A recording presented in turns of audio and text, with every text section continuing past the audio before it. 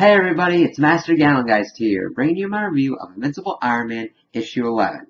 So, I overall enjoyed this issue, but there were some problems with it. Now, they pretty much wrapped up the Biotech Ninja storyline, but it was done in a really weird way in that there really wasn't that much resolution given to it. Because we kind of see Tony's doing his thing, trying to be undercover and everything, and it doesn't really go his way. So the first part of the issue explores that the board of Stark Industries has hired the Ghost to go into Stark's apartments and pretty much see if he's still alive or find out where he's at. Which, of course, then we see Friday and Mary Jane being like, no, he's on a retreat trying to invent stuff for the company. It's like, it's alright, it's good. And the board dude's like, okay, you're real. Alright, we're okay here. So then we go and we see Tony doing his thing, trying to figure out what's going on with the biotech ninjas, but he meets who he thinks is Rhodey at their spot, finds out that it's Miss Marvel who's shapeshift, and she's like, I got him, and the Avengers pretty much attack the biotech ninjas and capture the lieutenant while the Techno-Golem escapes. And it was just really weirdly handled how it was ended. It was like you didn't really see much action. You didn't see it. It was just like perfunctorily wrapped up to make room for like Civil War stuff or whatnot, I think. Because, of course, timeline-wise, this is way behind and Rhodey's dead in Civil War now. And it's just kind of weird how wrapped up this is. It's not really giving satisfaction for anybody, really. Like Tony, he's like, we don't know how far they were reach-wise. We don't know what's going on with them.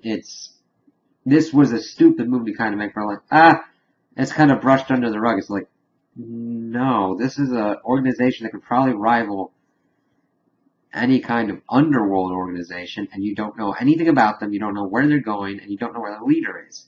That's not really a win. Trying to figure out what's going on with this, like, eh?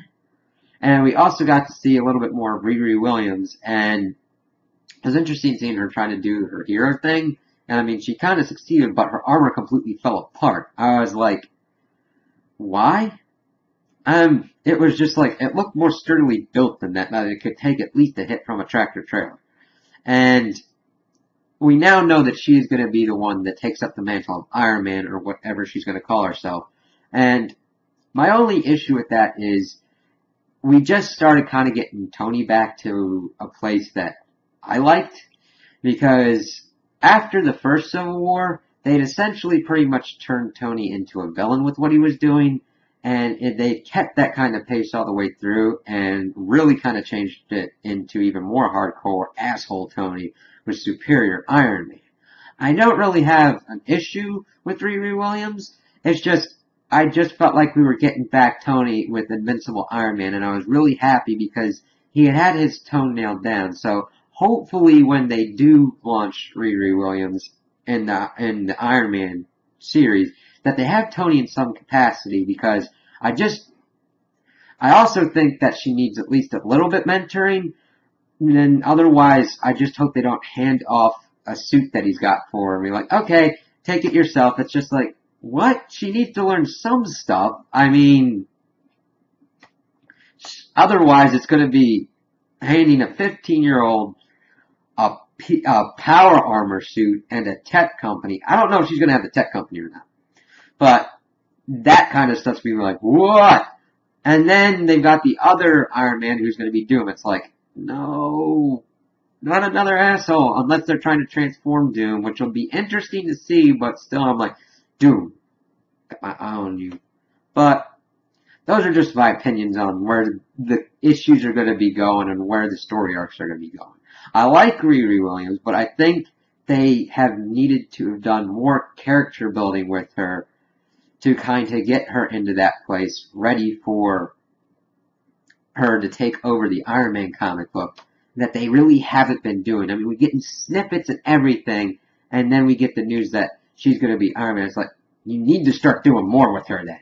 Like, a lot more. Like, devoting at least a good chunk of issues to her, not just, like, portions where she pops up. Unless that's where they're planning on the first story arcs to go, and then that'll still be pretty interesting to see. So, overall, I enjoyed the issue.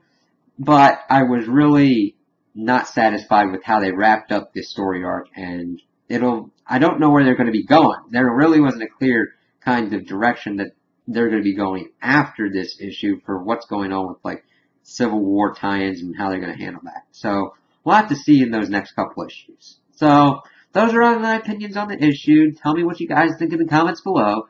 If you liked it, if you didn't like it, if you agree with me, if you disagree with me. Also, like and subscribe, and I hope you have a good day.